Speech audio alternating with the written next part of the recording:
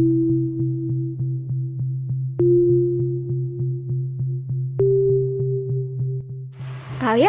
tahu nggak, di balik hiruk-pikuk kota Surabaya yang modern, tersimpan jejak perjalanan panjang sebuah kota yang menjadi titik temu berbagai budaya dunia. Ini adalah kisah tentang bagaimana tiga pengaruh besar, Eropa, Tiongkok, dan Arab, membentuk identitas unik kota pahlawan yang kita kenal sekarang. Dalam perjalanan ini, kita akan melihat bagaimana ketiga pengaruh budaya ini tidak hanya meninggalkan jejak fisik dalam bentuk arsitektur, tetapi juga membentuk jiwa dan karakter Surabaya sebagai kota multikultural yang memainkan peran penting dalam sejarah nasional Indonesia.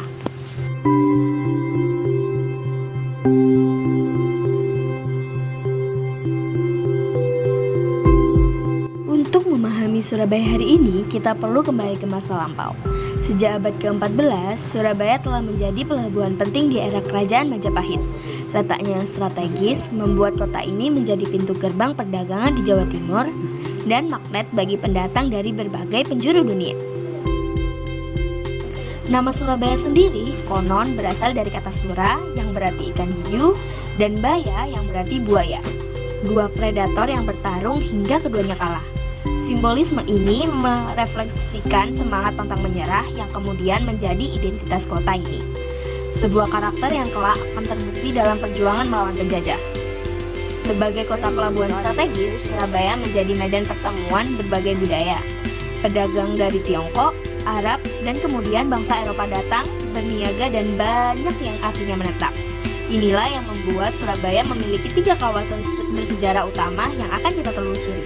Kawasan Eropa dengan bangunan kolonialnya, pecinan dengan ornamen khasnya, dan kawasan Arab dengan nuansa religiusnya. Pengaruh paling dominan dalam tata kota modern Surabaya datang dari Eropa, khususnya Belanda. Ketika VOC mulai menancapkan kekuasaannya pada abad ke-17, mereka membangun kantor dagang dan benteng sebagai basis operasi, mengubah wajah kota secara drastis. Bangunan-bangunan megah dengan pilar tinggi, jendela besar, dan langit-langit tinggi ini dirancang untuk menyesuaikan dengan iklim tropis. Perhatikan detail ornamen Eropa yang dipadukan dengan adaptasi lokal. Sebuah arsitektur yang kemudian dikenal sebagai India Style. Di setiap detail bangunan terlihat bagaimana arsitektur Eropa beradaptasi dengan kondisi lokal. Jendela tinggi untuk ventilasi, beranda luas untuk mengurangi panas matahari, dan penyesuaian lain yang mencerminkan pertemuan dua dunia. Jembatan Merah yang ikonik menjadi saksi bisu pertumbuhan kota dan pusat administrasi lokal kolonial. Pada masa itu, kawasan Eropa menjadi pusat kekuasaan dan ekonomi, sementara komunitas Tionghoa dan Arab menempati kawasan tersendiri yang tak kalah pentingnya dalam membentuk identitas Surabaya. Kekuasaan kolonial membawa perubahan besar pada tata kota, tapi jauh sebelum Belanda datang, pedagang dari Tiongkok telah membentuk komunitas mereka sendiri. Mari kita beralih ke kawasan pecinan untuk melihat wajah lain dari kota pahlawan ini. Jika kawasan Eropa menggambarkan era kolonial, kawasan pecinan memberikan bukti bahwa globalisasi telah terjadi jauh sebelum kedatangan bangsa Barat. Sejak abad ke-15, komunitas Tionghoa di Surabaya mulai tumbuh pesat, membentuk sebuah pemukiman yang kini kita kenal sebagai kawasan pecinan. Berbeda dengan bangunan kolonial yang megah dan luas, arsitektur di kawasan ini lebih padat dan fungsional, seperti ruko-ruko yang sempit dengan balkon dan detail ornamen yang penuh simbolisme. Perhatikan warna merah yang mendominasi, simbol keberuntungan dalam budaya Tionghoa. Sementara orang Eropa membangun gereja, komunitas Tionghoa mendirikan kelenteng sebagai pusat spiritual dan sosial. Disinilah tradisi leluhur dipertahankan sambil beradaptasi dengan budaya lokal yang menciptakan identitas Tionghoa Indonesia yang unik. Setiap ukiran, lukisan, dan ornamen mengandung filosofi dan simbolisme mendalam.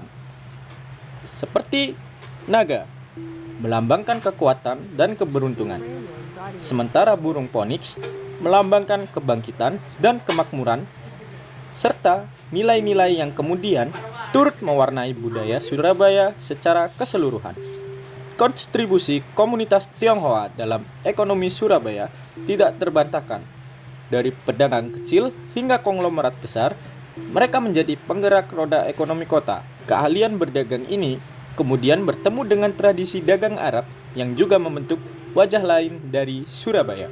Dari keramaian kawasan pecinan, mari kita bergerak ke arah utara kota, menuju kawasan yang memperlihatkan pengaruh peradaban Islam dalam pembentukan identitas Surabaya, yakni kawasan Ampel. Berbeda dengan pengaruh Eropa yang dibawa oleh kekuatan kolonial dan pengaruh Tionghoa yang dibawa oleh jaringan perdagangan, pengaruh Arab dan Islam di Surabaya datang melalui jalur dakwah dan perdagangan damai.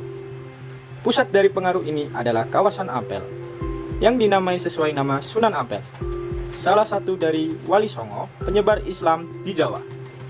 Makam Sunan Ampel menjadi magnet spiritual yang menarik ribuan peziarah setiap tahunnya. Di sekitar kompleks makam, tumbuh perkampungan dengan nuansa Arab yang kental, namun tetap memiliki sentuhan lokal yang khas.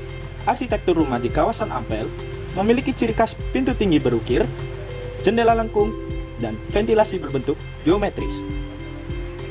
Perbedaannya dengan arsitektur Eropa dan Tionghoa mencerminkan bagaimana tiga budaya besar ini hidup berdampingan namun tetap mempertahankan keunikan masing-masing. Seni kaligrafi dan pola geometris menjadi ciri khas arsitektur Islam di kawasan ini. Ketiadaan gambar makhluk hidup dalam ornamen sesuai dengan prinsip Islam digantikan dengan pola-pola yang indah serta bermakna, sebuah pendekatan seni yang berbeda dengan tradisi Eropa dan Tionghoa. Kawasan Ampel juga terkenal dengan pasarnya yang menjual beragam produk khas Timur Tengah. Kegiatan perdagangan di sini melengkapi dinamika ekonomi Surabaya bersama dengan aktivitas perdagangan di kawasan Eropa dan pecinan.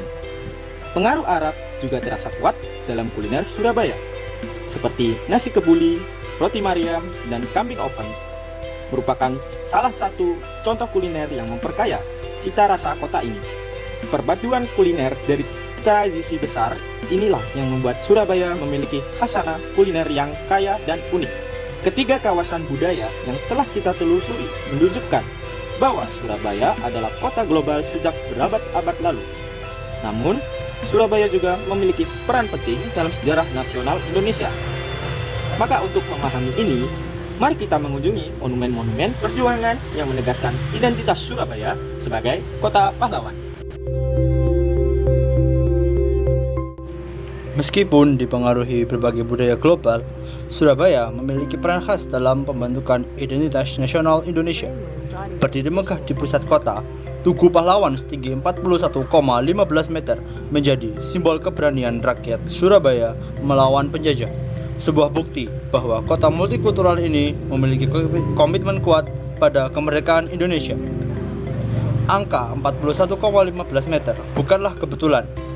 Itu menyimbolkan tanggal 10 November 1945 ketika rakyat Surabaya berjuang melawan tentara sekutu dalam peristiwa yang kemudian dikenal sebagai Hari Pahlawan.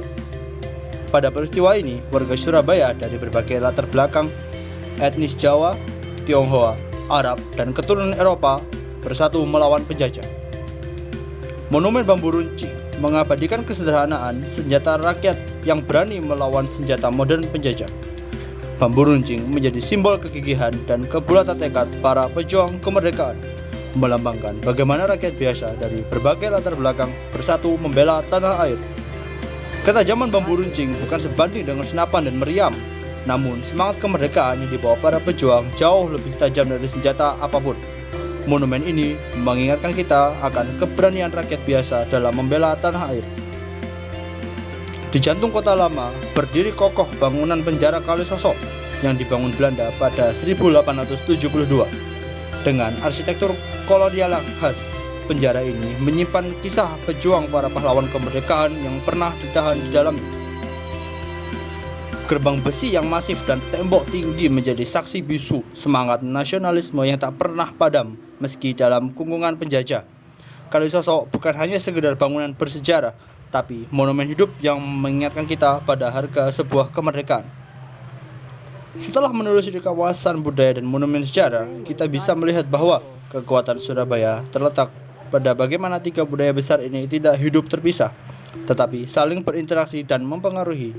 Mari kita lihat bagaimana ketika kawasan ini saling terhubung dan menciptakan identitas unik Surabaya. Jika kita perhatikan peta kota lama Surabaya, ketika kawasan etnis, Eropa, Pecinan, dan Arab tidak berdiri terpisah dan terisolasi, mereka terhubung oleh jalur-jalur perdagangan dan komunikasi yang menjadi urat nadi ekonomi kota. Letak geografis ketiga kawasan ini menunjukkan bagaimana toleransi dan kerjasama telah menjadi nilai yang tertanam dalam DNA kota ini. Bukti nyata dari interaksi ketiga budaya ini terlihat dalam arsitektur hybrid yang tersebar di beberapa bagian kota. Di beberapa bangunan, kita bisa melihat pilar Eropa dengan ornamen Tionghoa atau ventilasi Arab dengan detail Jawa. Bukti visual bahwa globalisasi dan akulturasi telah terjadi jauh sebelum istilah itu populer. Hiasan ukiran Jawa pada bangunan bergaya Eropa atau lampion Tionghoa di sekitar bangunan bergaya lokal menunjukkan bahwa budaya tidak pernah statis. Mereka selalu berinteraksi, meminjam dan beradaptasi satu sama lain, menciptakan sintesis budaya yang memperkaya identitas kota. Pengaruh global ini tidak hanya membentuk wajah fisik kota, tapi juga identitas sosial dan budaya. Bahasa Surabayaan yang khas menyerap kosakata dari berbagai bahasa, Jawa, Madura, Tionghoa, Arab, dan Belanda, menciptakan dialek unik yang mencerminkan karakter multikultural kota. Perjalanan kita menelusuri tiga wajah Surabaya menunjukkan bagaimana sejarah lokal, nasional, dan global saling terjalin membentuk identitas unik kota ini. Lantas, apa makna semua ini bagi kita hari ini? Kota lama Surabaya dengan segala keragaman budayanya bukan sekedar situs bersejarah, tetapi pembelajaran hidup tentang bagaimana perbedaan dapat menjadi kekuatan. Upaya revitalisasi kawasan bersejarah menunjukkan kesadaran akan pentingnya menjaga jejak masa lalu sebagai panduan menghadapi masa depan. Tiga wajah Surabaya, Eropa, Tionghoa, dan Arab adalah bukti bahwa keberagaman telah menjadi bagian dari DNA kota ini sejak berabad-abad lalu. Di era ketika sentimen anti-asing dan intoleransi muncul di berbagai belahan dunia, Surabaya mengingat kita bahwa toleransi dan harmoni antar budaya bukanlah konsep baru, melainkan praktik hidup yang telah teruji waktu. Bagi generasi muda, mempelajari sejarah tiga wajah Surabaya bukan sekedar nostalgia, tetapi menemukan inspirasi. Bagaimana kota ini berhasil mengintegrasikan pengaruh global tanpa kehilangan identitas lokalnya, memberikan pelajaran berharga tentang bagaimana kita bisa menjadi bagian dari dunia global tanpa kehilangan akar budaya. Perjalanan kita menyusuri kota lama Surabaya adalah perjalanan melintasi ruang dan waktu, dari lokal ke global, dari masa lalu ke masa kini. Tiga wajah budaya yang kita telusuri, Eropa, Tionghoa, dan Arab, bersama dengan semangat perjuangan nasional yang telah diabadikan di dalam monumen-monumen bersejarah, membentuk identitas kompleks namun harmonis dari kota pahlawan ini. Surabaya mengajarkan kita bahwa perbedaan bukanlah ancaman, tetapi kekayaan, dan bahwa sejarah, ketika dipahami dengan benar, dapat menjadi kompas yang menuntun kita menuju masa depan yang lebih baik.